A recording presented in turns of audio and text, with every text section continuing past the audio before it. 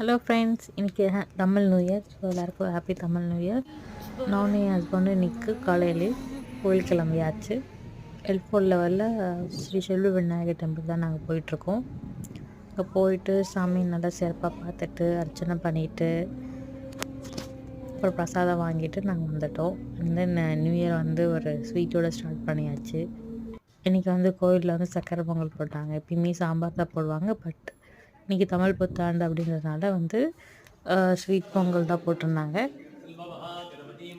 சாப்பிட்டுட்டு ஸ்வீட்டோட new year start ஆகிடுச்சு. Once again எல்லாருக்கும் இனிய தமிழ் புத்தாண்டு நல்வாழ்த்துக்கள்.